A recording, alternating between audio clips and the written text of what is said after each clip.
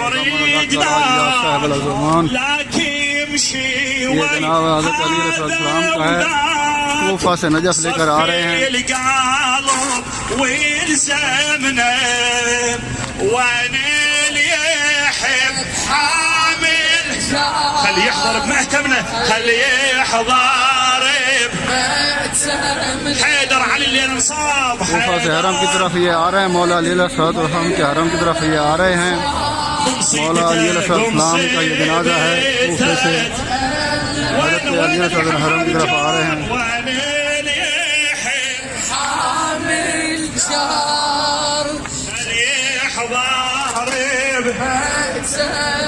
وين اللي يحب وين اللي يحب بارك الله بهالاصوات الحسينيه اللي يحضر هب مصابه هي مباب عتب ايتام بالكوفة مصيبة وشهر رمضان قاموا فرض الصبح بس بني الآذان رفع سيف المراجعة بدي الشيطان ايدك رفع سيف المراجعة بدي الشيطان برهام العدل والحكمة والإيمان حيدر راح ما يرجع علي لهم بعد بجرح قلبي وبجرح راسه ابتعد علي بتراب اللحد جرحه ضرت وبعد ما يسوى الزمن من دونه وبعد ما يسوى الزمن من دونه ظلت دموعه على محرابه تشع عمر هذا وانقضى بس بالدمع عقب ابو الزهره وعقب كسر الضليع ابد ما بطل دمعها عيونه ابد ما بطل دمعها عيونه راح دروي القلب به انقطاع راح دروي القلب به انقطاع راح والايتام ليها ما طلع كم قلب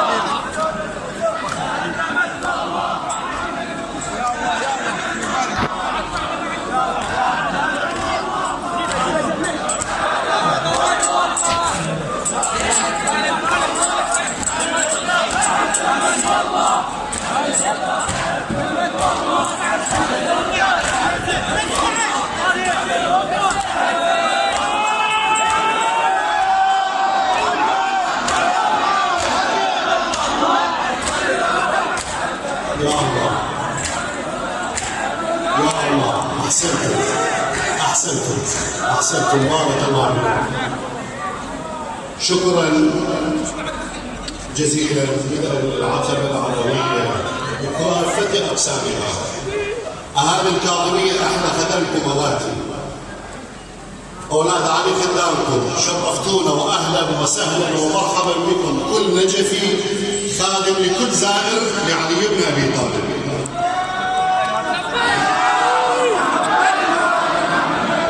الله يبارك فيكم. أماتي اللي يموت أبوه شو يقولوا له؟ البقاء بحياتك. احنا اليوم إلنا نقول البقاء بحياتك أماتي.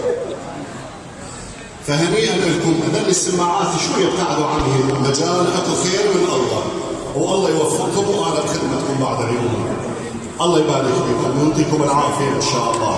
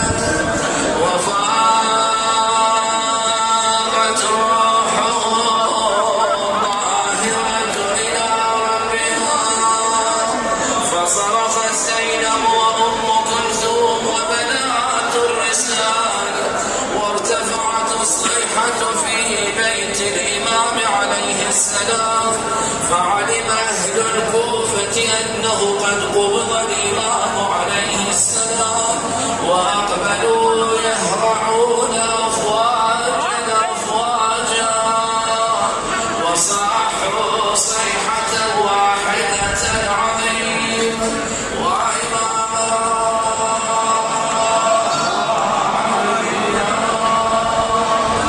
فارتجت الكوفة بأهلها وكثر البكاء والعويل، وكان ذلك اليوم كاليوم الذي مات فيه رسول الله صلى الله عليه وآله وسلم.